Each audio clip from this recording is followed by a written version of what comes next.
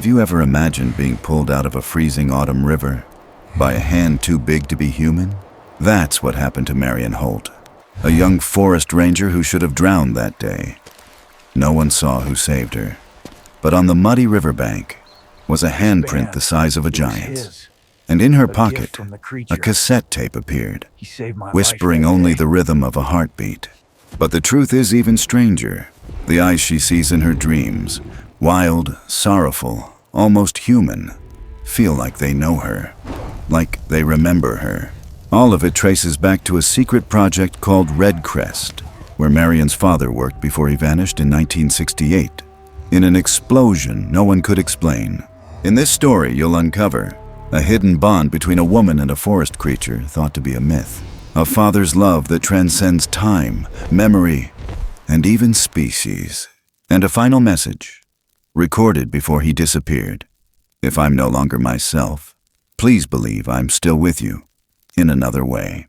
And when she finds him again, not as a man, but as something more, the only thing left between them is breath, shared, calm, and free. Where are you watching from? Because stories like this, they travel farther than we think. And to you, wherever you are, thank you truly for being here with us. The rain hadn't let up since morning. It came soft at first, a mist curling low between the ferns and alder branches, then heavy like breath caught in a throat. By late afternoon, the forest along the Mackenzie turned cold and shadowed, the river swollen, pushing hard against its banks. Marian Holt stood near the edge of the bluff where the old rock jutted out just past the birches, one boot angled inward, her weight slightly off balance, but she hadn't noticed. Her eyes were fixed on something beneath the current, a long branch wedged between two submerged stones, jerking against the flow like a pulse. She had meant only to mark its location for the forestry survey. Just a few more steps, she thought, just enough to see if it was snagged or drifting. But then the shale cracked. One sound, clean and cruel. The ground gave way under her, and the river swallowed her whole. She didn't scream. There hadn't been time.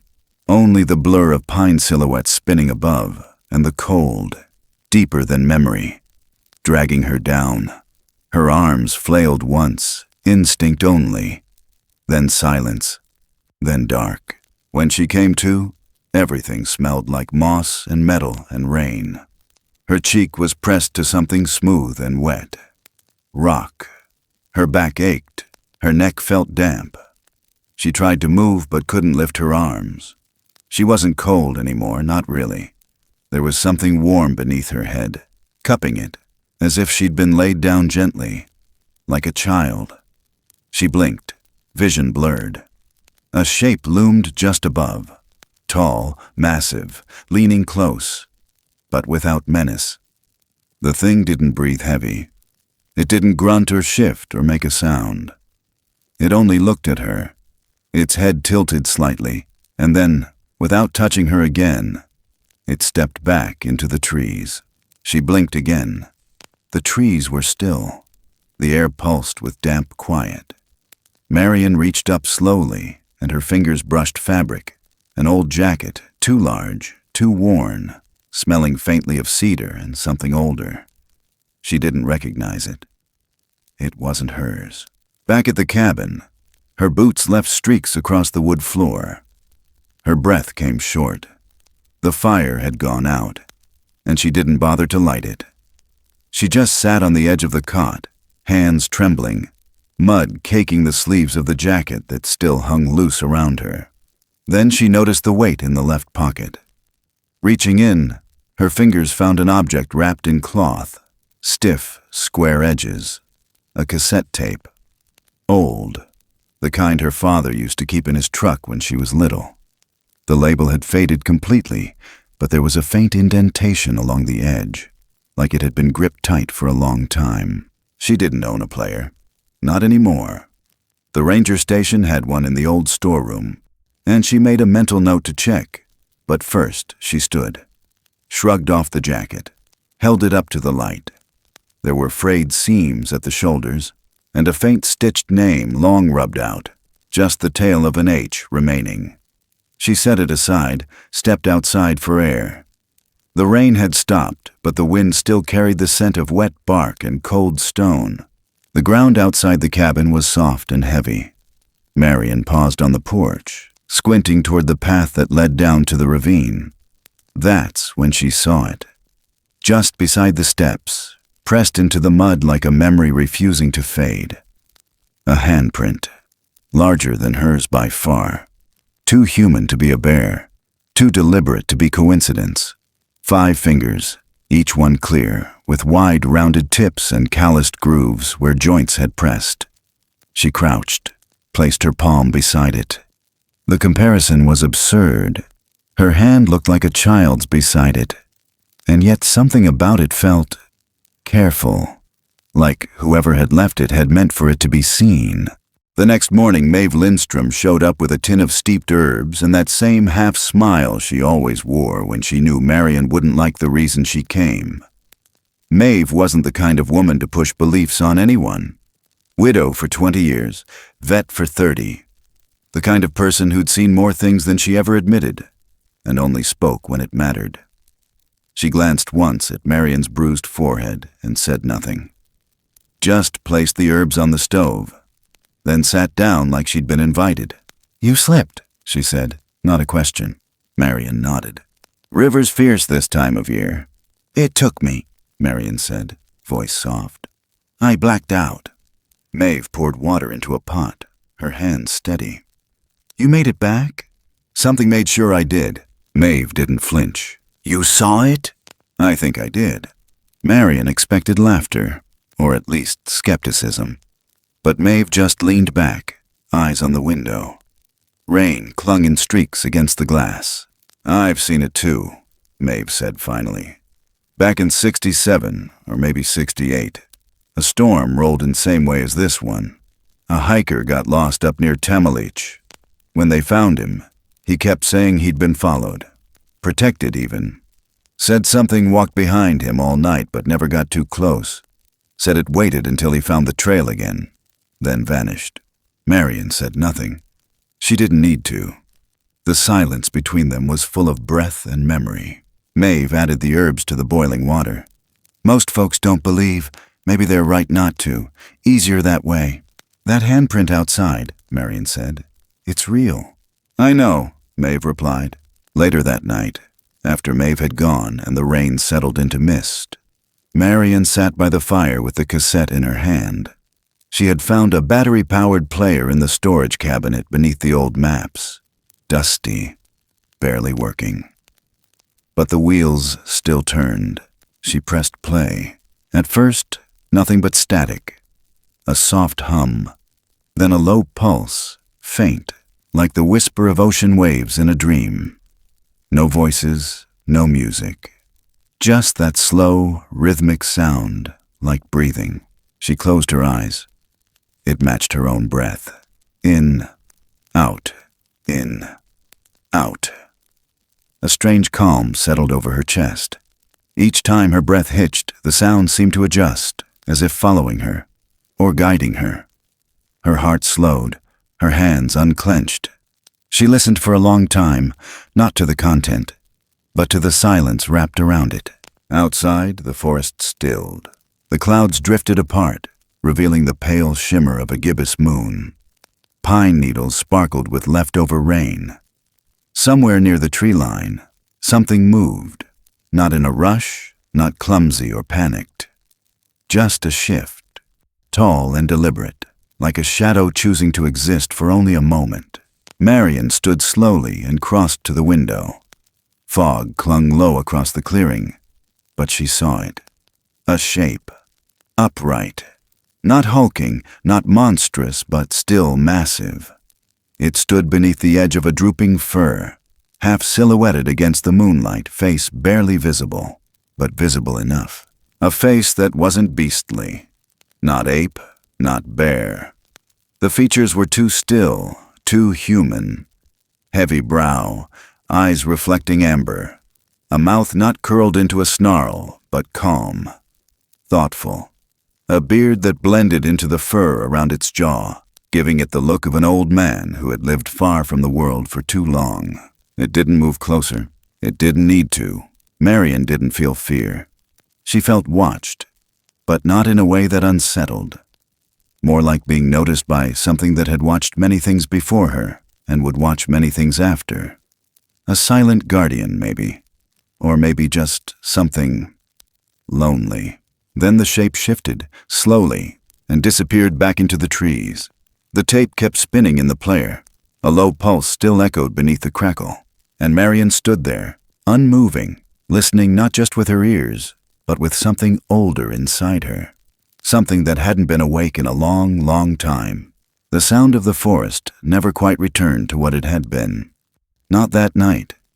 Not after seeing him. Not after feeling that gentle, impossible pause. Like the world had exhaled just once to let her live.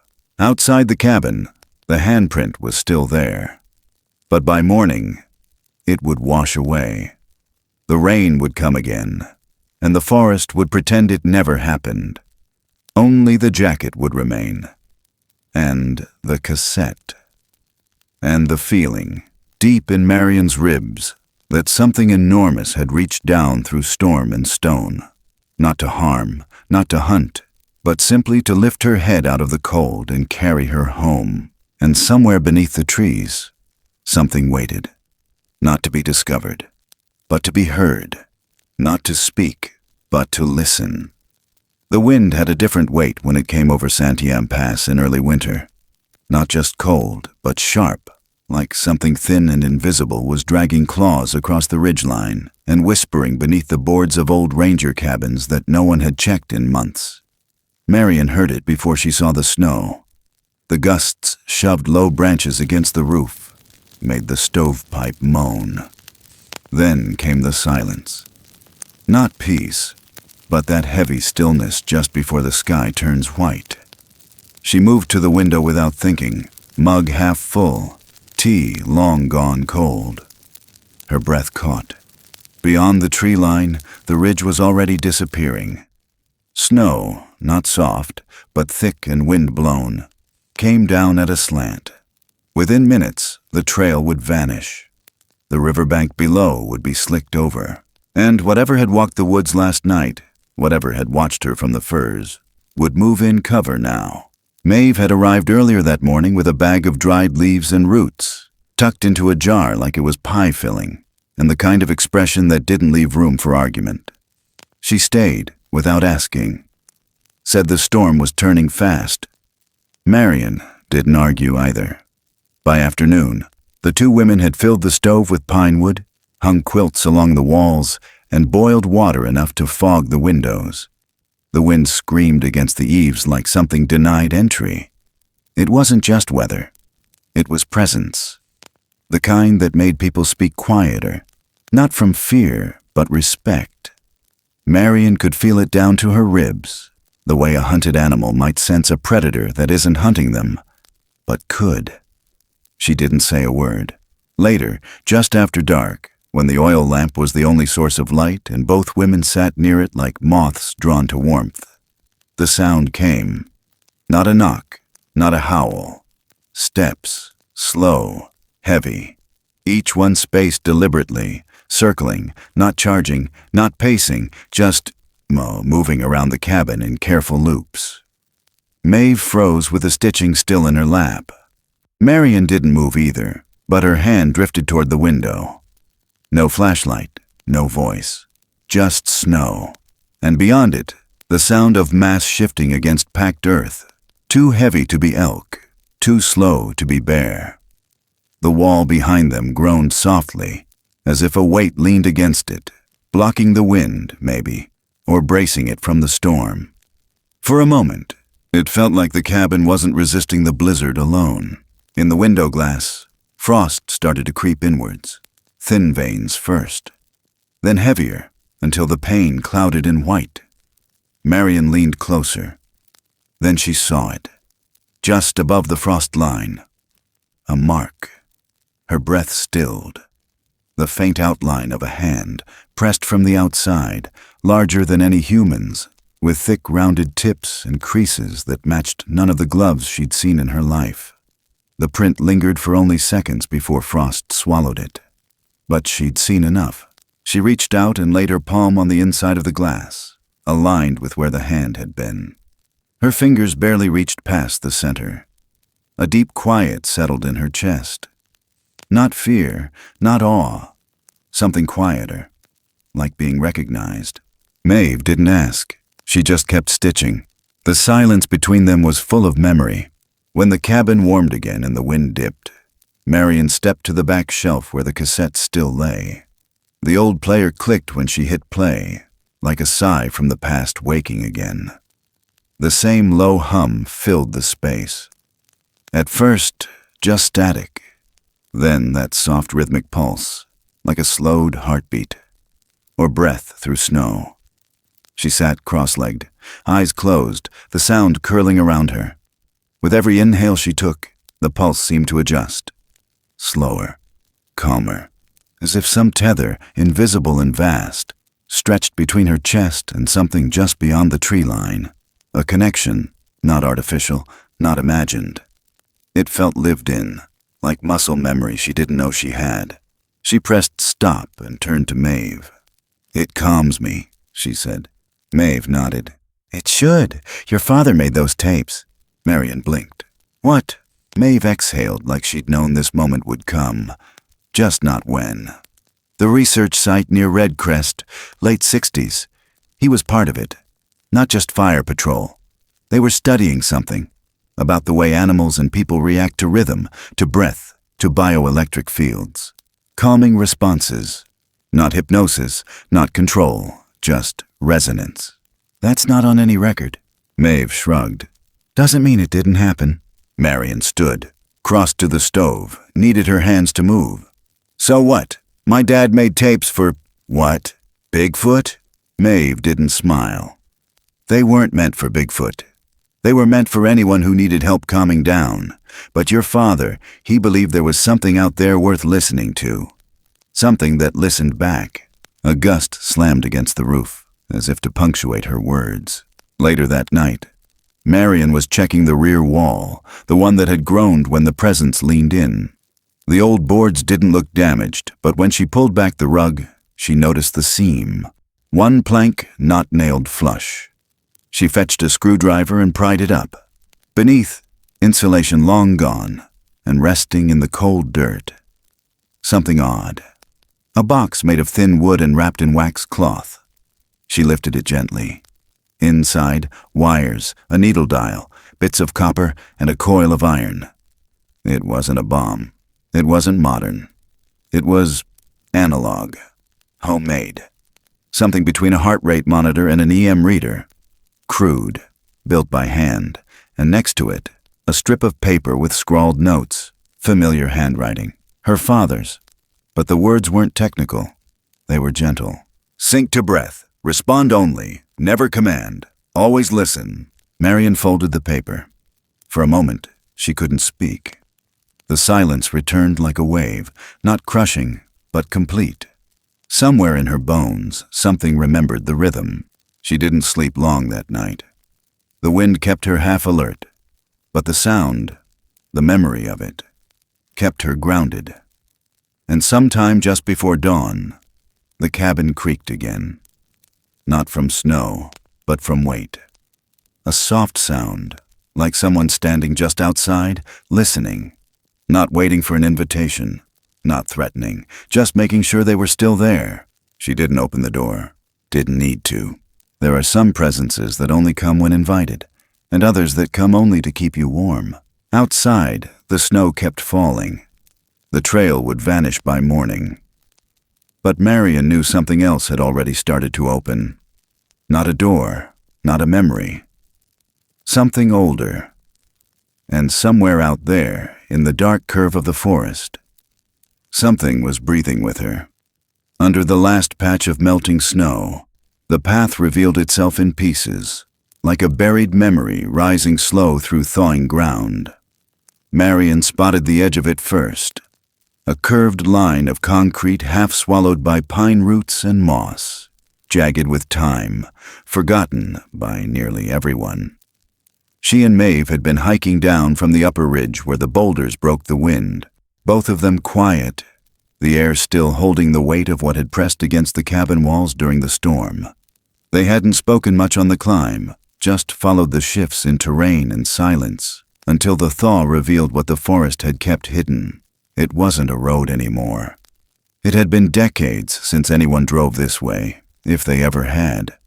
The trail sloped downward into a ravine where the ground dipped, and the trees grew too tight to let sunlight through. But there, tucked under thick duff and last autumn's decay, was the door. A seam in the earth that didn't belong to roots or rock. Marian knelt beside it, fingers brushing away the layered damp. Beneath her glove, the surface was cold and metallic. She called Maeve over. Together they dug with sticks in their boots, pulling back the softened earth until a full hatch emerged, rust-creased but intact. It was heavier than expected. They braced with a pry bar they'd carried for clearing trail, wedged it under the lip, and heaved. Metal groaned, air hissed, then it opened. The first breath out of the chamber was thick with dust and oil and old metal, like the breath of a machine long silenced. It hit Marian's face with the weight of time. She stepped back once, then leaned in, flashlight in hand. The beam cut through the dark, revealing narrow stairs and a cement hallway, angled into the slope like a wound stitched into the hillside. Moss clung to the corners. Rust bled down the walls. But it was dry. They didn't speak as they descended. The silence between them now wasn't fear. It was reverence.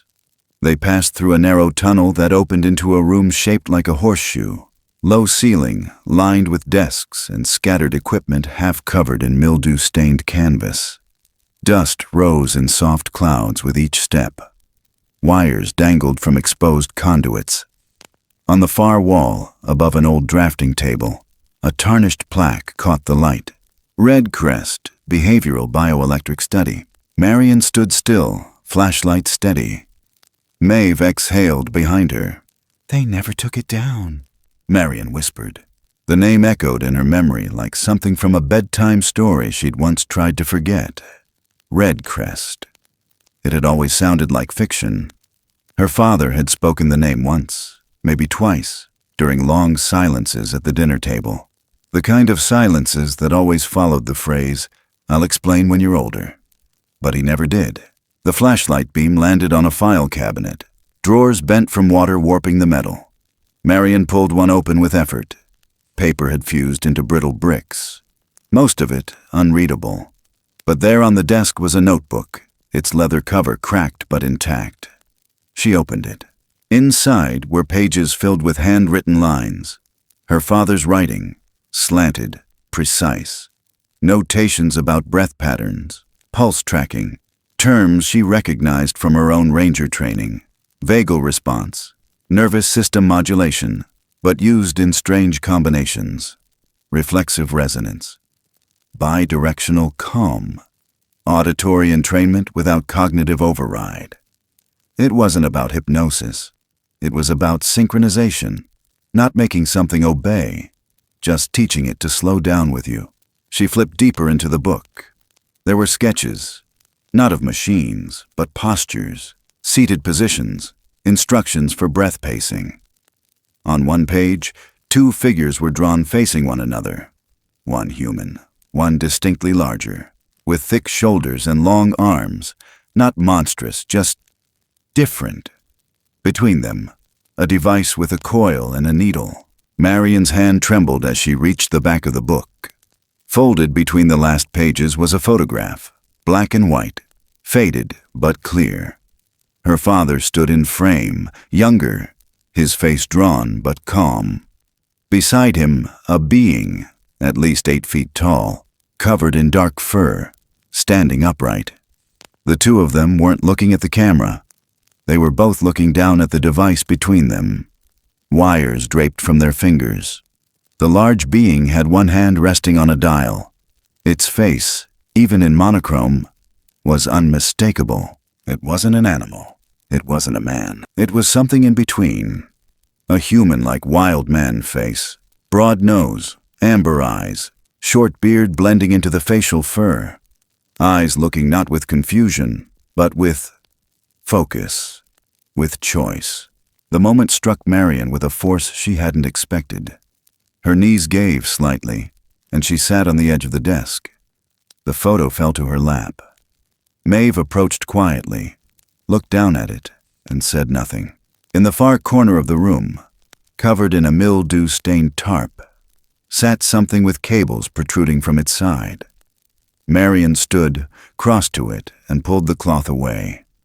There, nestled in the dust, was the very device from the photograph, still intact. Wires coiled, dials stiff but legible. She touched one gently. It clicked faintly. Not electricity, but something else. A mechanical breath. She set her hand on one of the metal coils, uncertain why. The metal was cold, but as her palm rested there, she felt her breath shift. Slow, rhythmic. She hadn't meant to, but her chest followed some memory her body carried deeper than thought. Her pulse quieted. The hum returned, not in sound, but in feel, in sensation. She closed her eyes. Somewhere, someone else was breathing at that same pace. When she opened them, Maeve had moved to the far end of the room. She'd found a second photo pinned beneath a weight on the shelf. It was torn on one edge, but the image was intact. The same being, standing at the edge of a wooded slope. Head turned, watching something beyond the frame. Maeve handed it to Marian. "He wasn't trying to control it," she said softly. "He was trying to understand it." Marian nodded, still holding the photo, her thoughts moving faster than her words. "He hid this place." "They all did," Maeve said, "after the accident. After he disappeared." "He didn't disappear." Marian's voice was quiet, but firm. "He walked into the forest." The air shifted. The light from the flashlight dimmed just slightly, as if something passed between them and the door. Marian turned her head, but the hallway was still empty. Still silent. But the silence was heavier now. Not oppressive. Just full. They stayed a while longer, collected the photos, the notebook, wrapped the device in cloth. When they climbed back into the afternoon light, the sky had brightened slightly. Snow still clung to the ridgeline, but patches of green were breaking through. Somewhere in the distance, the sound of running water marked the start of the spring melt. They didn't speak until they were halfway back to the cabin. Marian held the photos against her chest like they were something breathing. She felt different now, not because of what she'd seen, but because of what she hadn't, because of what had waited to be found. That night, she played the cassette again, and for the first time, she understood. It wasn't just sound, it was invitation. It was memory carved into rhythm. Outside, the wind had shifted. Softer now, carrying something else. Not a storm, not a warning. Just the sense that somewhere, something enormous had taken one more step closer. Not to be seen, not yet, but to remind her. This wasn't just about the past. It was about what came next. Under a sky scraped clean by late winter wind, the ice held its grip along the ridgelines. But the light had changed. It was sharper now, bluer. Not the soft hush of snow season, but a flicker of something returning, like the forest had begun to stir, slowly, beneath its own silence. Marian Holt moved carefully along the narrow ledge where the trees thinned into cliffs, her boots crunching over frost-hardened soil.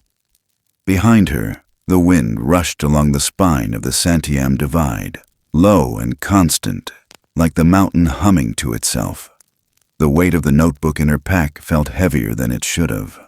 So did the photograph folded between its pages, the one where her father stood beside a figure too large, too still, too deliberate to be anything the textbooks had ever tried to name.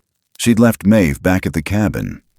The older woman had insisted she was fine, that her knees had seen too many years of Oregon rock to be chasing ghosts up slopes. Marian hadn't argued. She needed space anyway.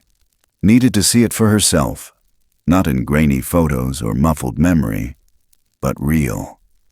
And that's why she was here, climbing past the places where trail markers had long vanished, where the trees stood older and taller and closer together than any ranger map dared to chart. Her breath came in sharp puffs. She paused, lifted her hand to shield against the glare.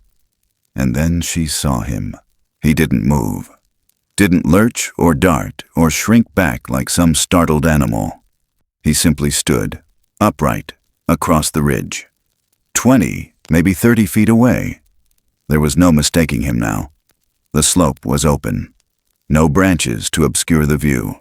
And in that thin strip of daylight between two leaning pines, he stood tall, over 8 feet. His fur dark and rough against the snow-dusted stone, his posture calm, not slouched, not defensive, not threatening, just present. Marian felt no rush of fear, just heat behind her ribs, like recognition stirring.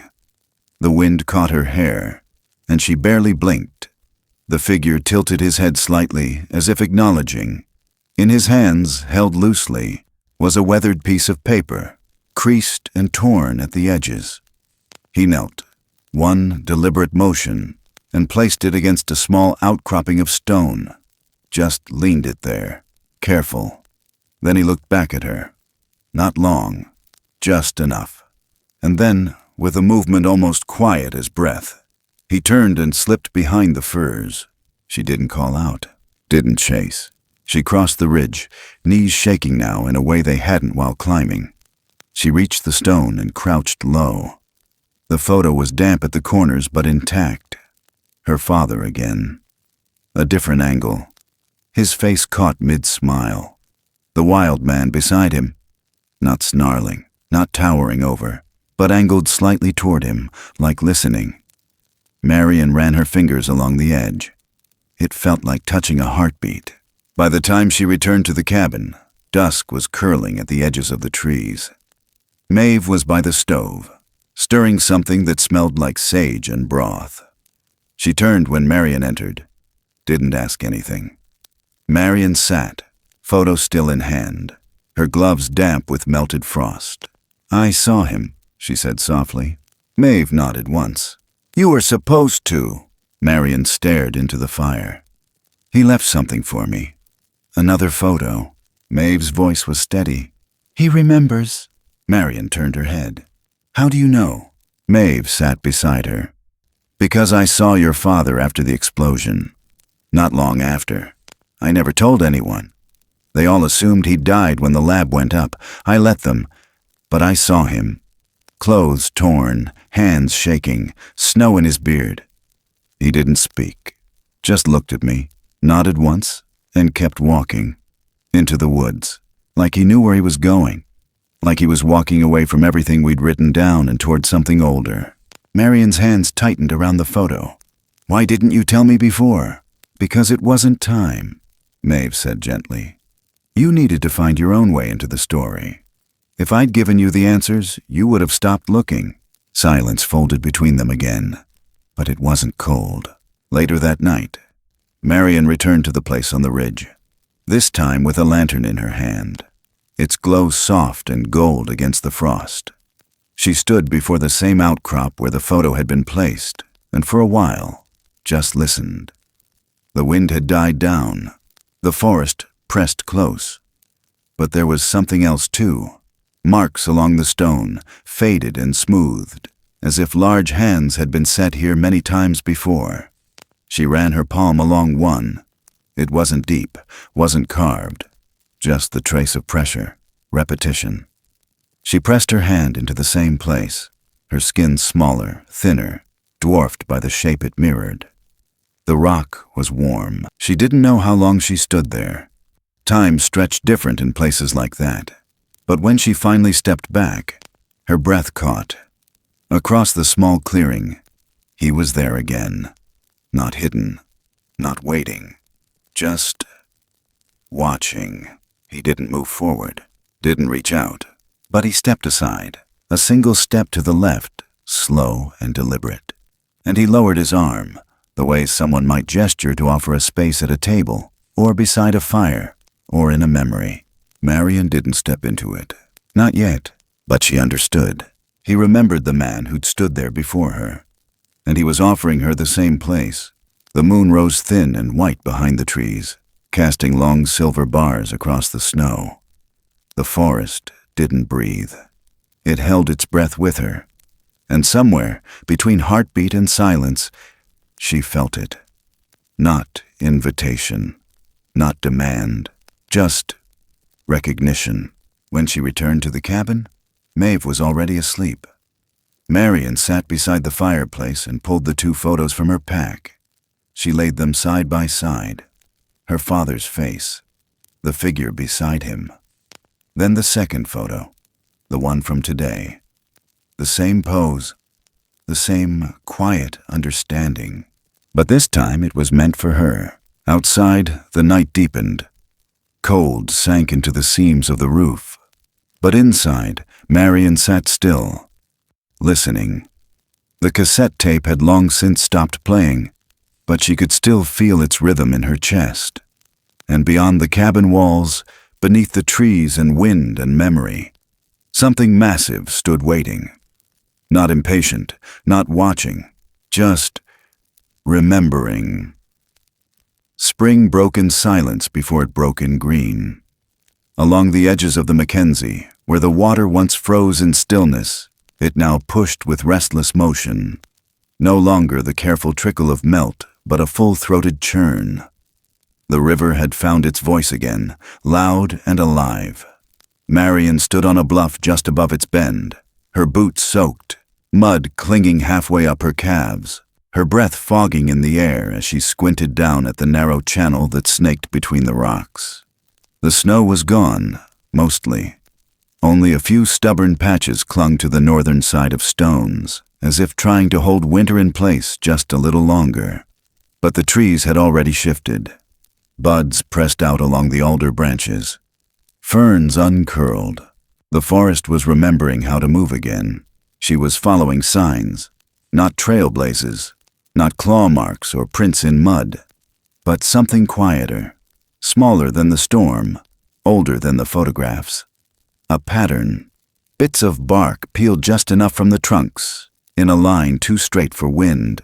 Twigs snapped clean at the same height.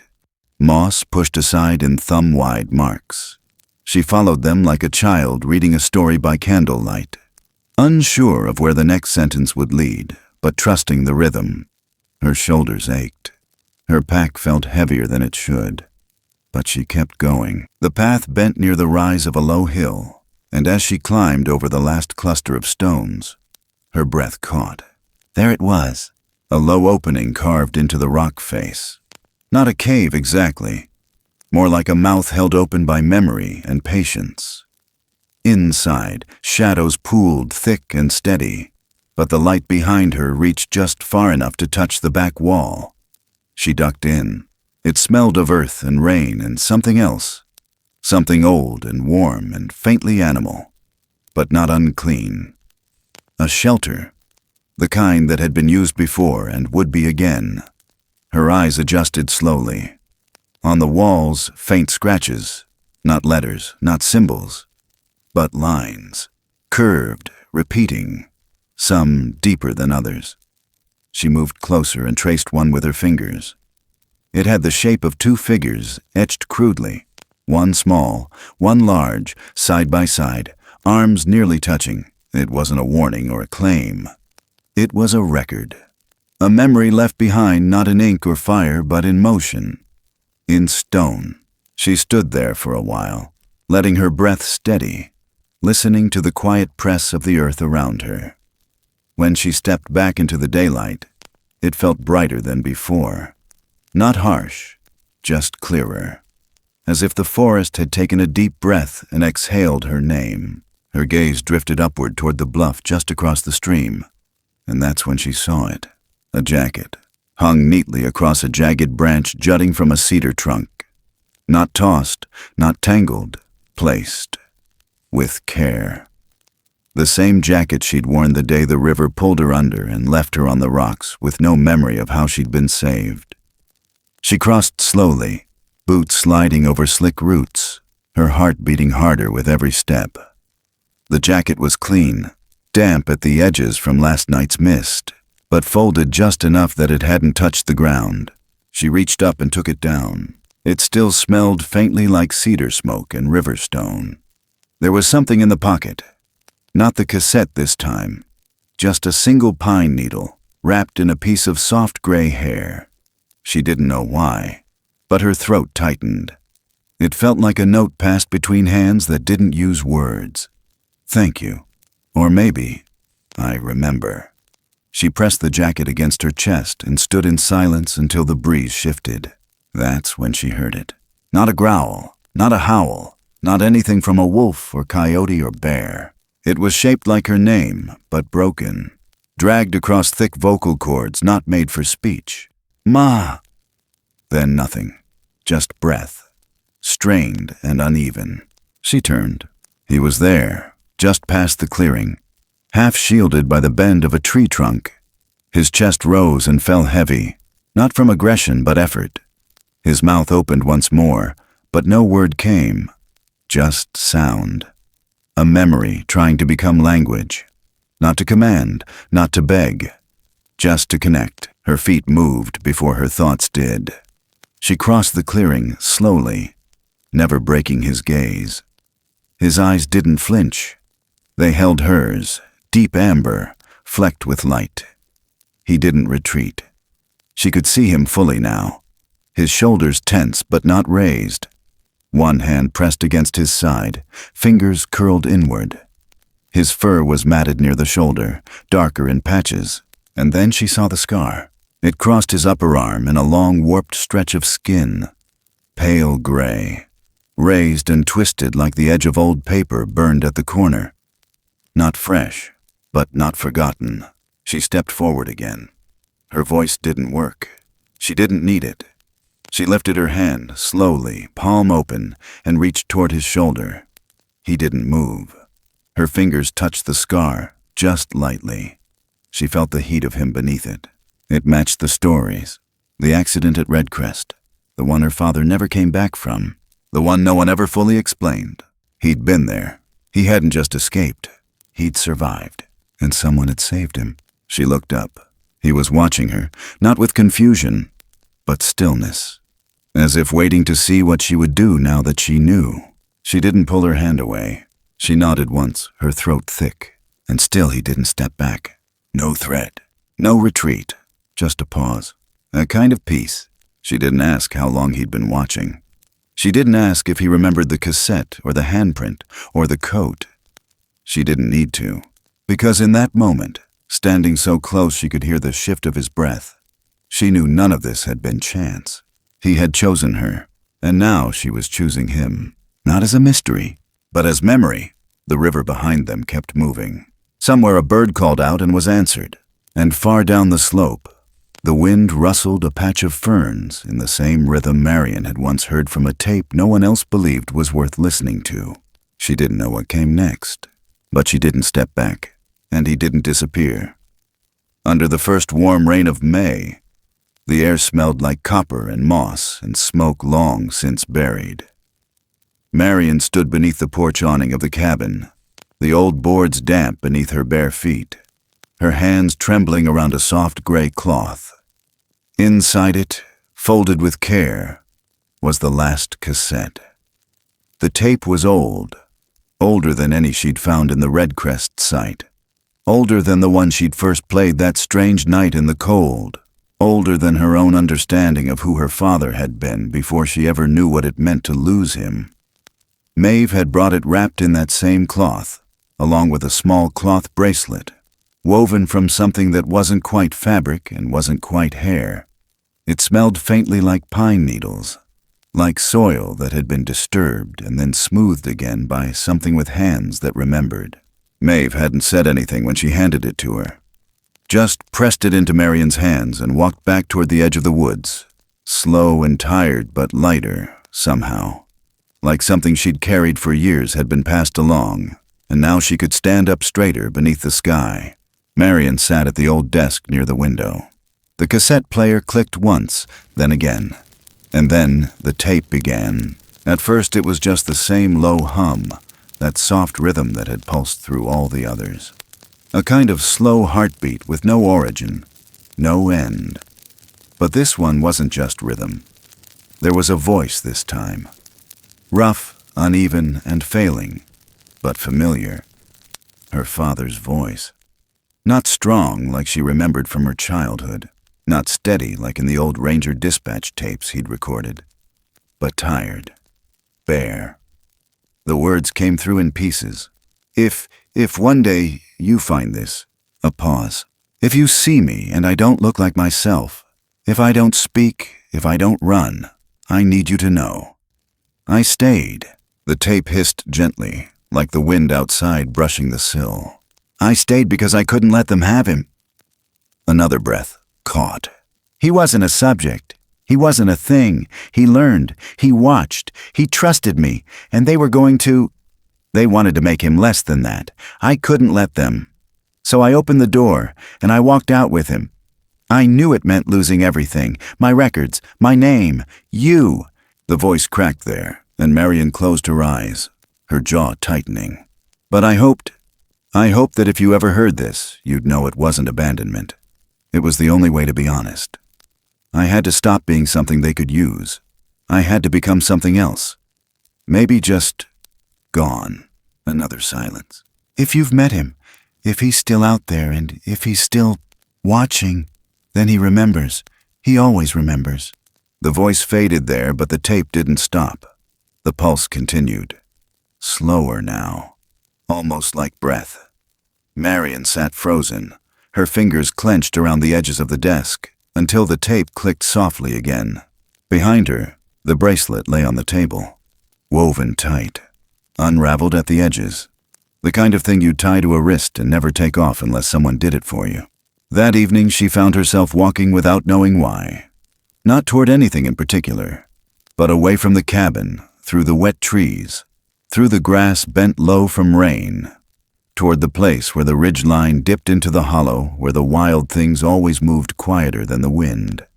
She carried nothing but the bracelet and the photo from Redcrest. She found him near the edge of the old cedar grove. He didn't hide. He didn't watch from the shadows. He stood upright in the dusk, his breath visible in the cool air, his shoulders squared. When she stepped closer, he didn't move. Only tilted his head slightly, the way someone might when listening to a name they haven't heard in years but still remember like their own. She stopped 3 feet from him, then 2. The trees didn't stir. The birds didn't speak. She held up the bracelet. He looked at it, then at her, and slowly, so slowly it was almost reverent, he stepped forward and bent at the knee. He knelt, not because she commanded, not because she asked, but because he understood. His head bowed. And for the first time, Marian saw what others had missed for decades. His face, not a beast's, not an ape's, was shaped by years, weathered by seasons. A short beard blending into the facial fur, amber eyes with grief behind them, patience behind them, memory behind them. A human-like wild man face, expressive and still. Like someone who had watched fire through the cracks of stone and learned to keep it. Her hand reached out. She slipped the bracelet gently over his thick wrist. The fur parted slightly, revealing skin pale and scarred beneath. He didn't flinch, just watched her with those steady eyes. When her hand left his, he stayed knelt a moment longer. Then he rose. He looked at her, not down, not across, but at eye level, as if to say, "You carry his voice now." She opened her mouth, but there was nothing to say. Not then, but the moment shattered in a different way. A light, a sharp beam cut through the forest from the north, yellow, then white, too bright to be the moon. Headlights, sweeping like teeth. Then a voice, male, hoarse from years of shouting at men who never listened. "Redcrest," he barked into the trees. She froze. The man was walking slow, heavy boots on moss. Another light, Another figure, not one, two, carrying old gear, traps, radios, gasoline. Everett Kane. He was back. The word recovery came from his mouth like a threat. He called into the trees again.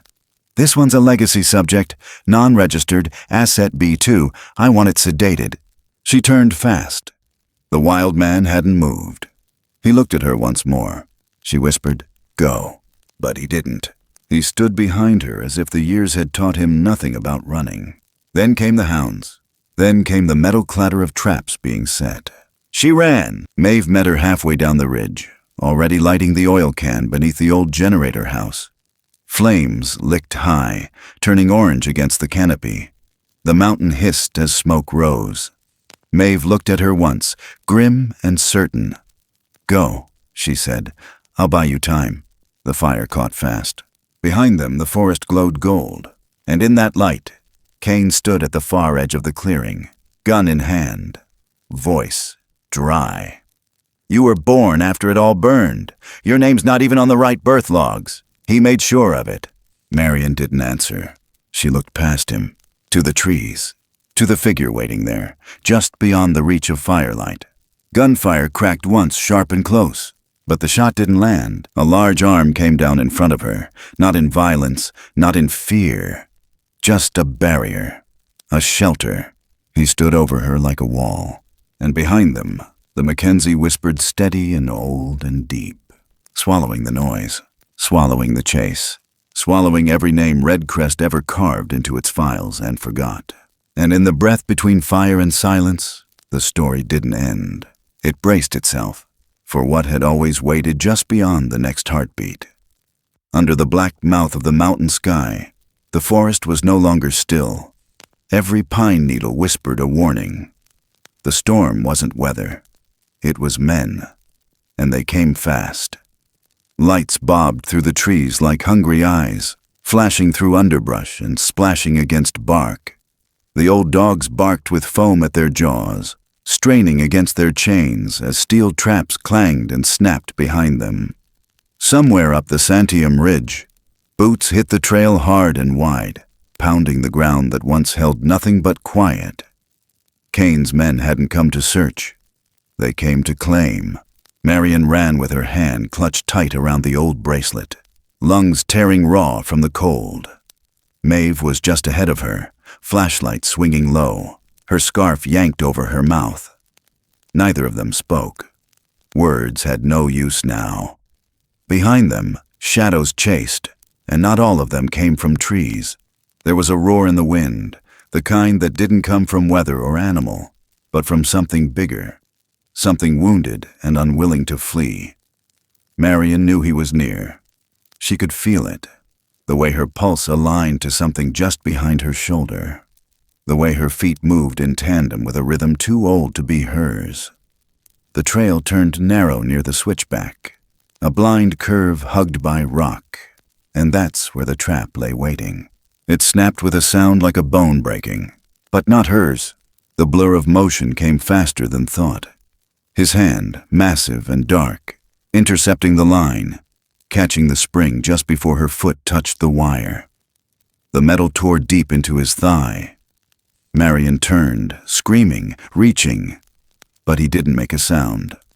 Only a deep breath, his jaw clenched, eyes shut tight against the jolt. He didn't fall. He didn't let go. He pulled the steel apart with a wrench that split the mechanism clean off the ground, hurling it into the brush. Blood spilled across his leg in thick trails. But he only looked at her, steady, calm, protecting. Then the gunshots started. Maeve grabbed Marian by the arm.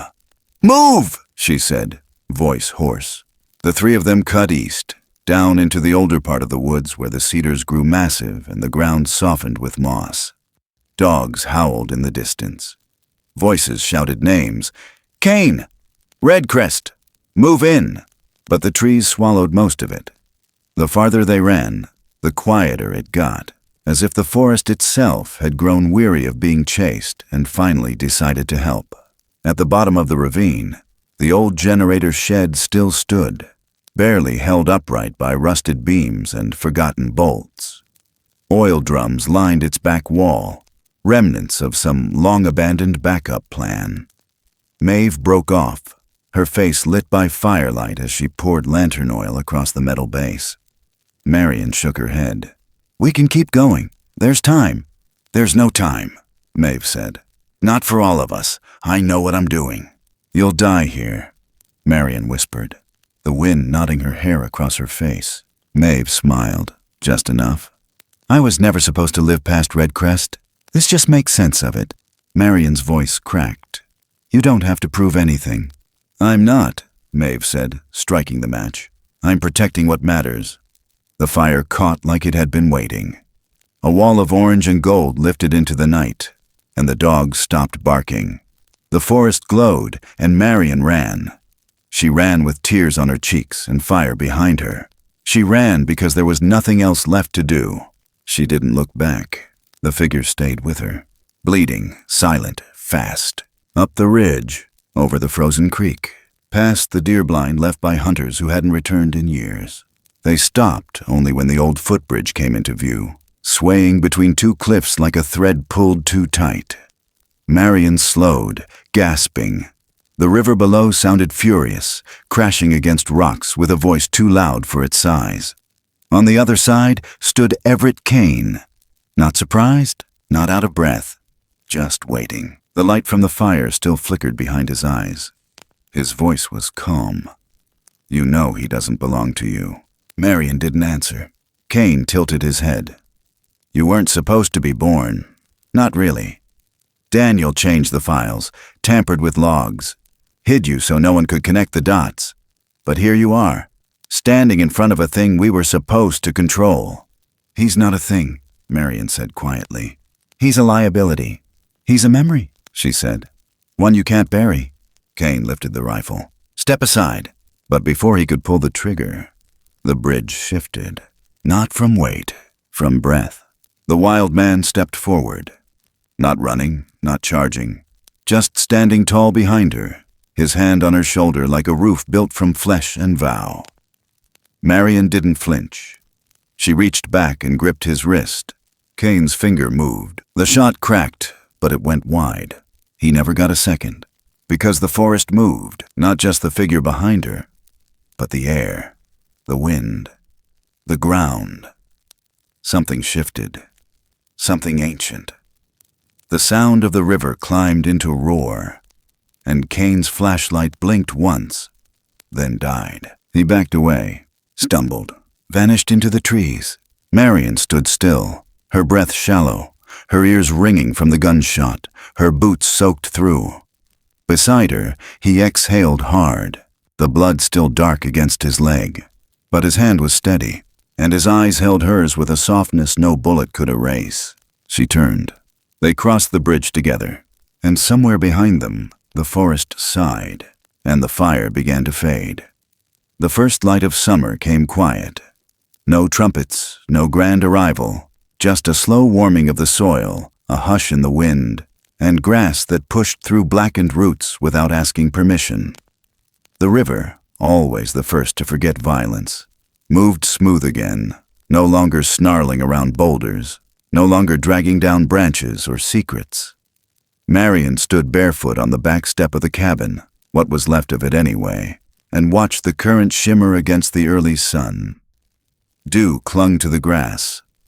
A hummingbird flicked once past her cheek and vanished like a blink. She didn't move. Her hands were still smudged with charcoal from last night's fire, the sleeves of her shirt stiff with ash and time. Behind her, a smaller cabin now stood, built by hand, patched with old tin and cedar shingles, a gift from 3 neighbors who'd never asked for a story, but left pie on her porch when they could. They didn't say much when they dropped it off, only nodded and drove back toward town. Windows rolled down, eyes low with something close to respect. Nobody asked about Maeve. They didn't have to. Sometimes the people who choose to stay behind make more noise in their absence than they ever did in life. Sometimes a fire in the woods tells more truth than a headline ever could. Marian walked to the edge of the porch and sat. The boards creaked beneath her weight. She kept her eyes on the river. She'd had dreams every night since the bridge. Not nightmares, just pieces. Branches knocking in rhythm. A handprint appearing on the inside of her window, though the curtains had never moved. Once, a breath on the back of her neck that wasn't hers. Not threatening, just present. That morning, before the sun had fully broken over the ridge, she found something on the porch. Left quiet. No footprints leading to it. No sound that had stirred her from sleep. Just there. A photograph. The same one she remembered seeing in Redcrest. The one that had vanished when the fire took the bunker and everything inside it. Her father, younger. A small smile. A figure beside him, too large for the frame. The wild man's face turned slightly toward Daniel Holt, as if hearing something, as if listening. The photo was dry. No moisture despite the storm the night before. And beside it, just to the right, was a handprint in pale mud. Large, clear, each finger pad defined. The same size she'd seen once on the cabin window in winter. The same she'd pressed her own palm against when she was too afraid to ask what she believed. She picked the photo up carefully, as if it might burn or vanish, but it stayed. The wind picked up, gentle, pushing through the needles above her. She closed her eyes. By noon, she'd followed the trail. Not a trail most would find. Not one that could be marked on a map, but a soft pressing down of grass. A stone turned just so. A birch with its bark peeled in a curve that felt like a finger had run across it. It led her deeper, not toward Redcrest or the bridge or the ruins of what men tried to make out of power. No, this path went older, truer. She reached the grove just after the sun hit its highest point. Light broke through the branches in long strips, illuminating the center like a chapel. And there, carved into the old wood of a Douglas fir, were two handprints, side by side. One large, one small, not perfect, not smoothed out or trimmed like some crafted memorial. Just impressions in bark, faded slightly with time, but deep enough to last. She stepped close, lifted her hand, and placed it over the smaller print. It fit. Not exactly, but close. Like it had once been made by someone her size, someone her age. Or maybe her father's memory of her hand. Or maybe something else. She didn't overthink it. The bark was warm. Or maybe her skin was just that cold. Either way, it felt held. Behind her, the forest stayed silent, but not empty. She turned slowly. He stood just beyond the light, still as a statue. Shoulders drawn back, fur catching bits of sunlight like old copper. His face the same, human-like, scarred, solemn. That same intelligence sitting just beneath his brow, the kind that made you forget everything they ever taught you about what a wild thing was supposed to be. He didn't come closer, but he didn't leave. Their eyes met. She smiled. He nodded just once, and for a moment, the world felt weightless. Like there was no river. No wreckage, no cane, no Redcrest. Just two beings who had lived long enough to know that silence didn't mean absence, and that grief didn't always need to be spoken to be shared. She didn't speak. She didn't have to. They stayed like that for a while. One in shadow, one in light. And then, slowly, he turned, took a step back toward the deeper wood, stopped, looked over his shoulder, not to beckon, not to test. Just to offer. A look that said, you can come, but only if you choose. She stepped forward, then stopped. She raised a hand. And he raised his, not high, not dramatic, just high enough that she could see every joint, every scar, every quiet memory written into the pads of his fingers. And then he disappeared between the trees. She stood for a long time after that. Long enough that the light began to shift orange, and the grove cooled again. When she returned to the cabin, the river was still moving. The porch still creaked. The photo still sat on the table, unchanged. She didn't frame it, didn't hide it, just kept it where the sun could hit it each morning. Right next to the old cassette player and the bracelet, still stained with the color of blood that hadn't been hers. From town, word came that Kane had left. Nothing official, No statements, no press. Just the quiet rumor of a truck leaving the valley and never returning. The dogs were gone. The traps removed. As if Redcrest had folded in on itself one last time and finally stopped breathing. Nobody came asking questions. Nobody came knocking. The people of the valley knew when a story had earned its silence. Weeks passed. Then a month. Then another. The mailbox filled with nothing but wind and pine needles. And then one morning, she woke to find a pile of flat stones stacked neatly near the river. 3 high. Centered. Balanced with such care they hadn't shifted despite the breeze. At the top, a sprig of cedar lay curled against the smoothest rock. She walked to it, knelt, sat her hand gently on the cedar, and in that moment the past didn't feel like something to carry. It felt like something to build from. She didn't look up. She didn't have to. Because somewhere out there, a wild man with a human face and eyes that remembered had already chosen where to stand. And she had already chosen where to stay. Between them, there was no promise, only breath.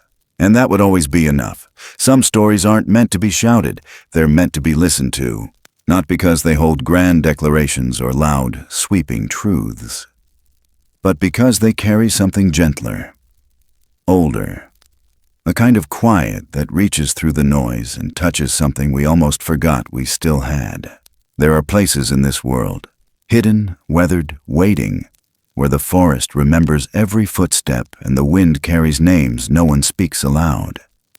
And in those places, if you're still enough, if your heart is open enough, you might just hear the echo of someone who chose kindness when they could have chosen fear, of someone who stayed when it would have been easier to leave, of someone who looked at something they didn't understand and listened, because the measure of humanity is not in what we conquer, but in what we're willing to protect simply because it exists. And sometimes the greatest act of courage isn't fighting back.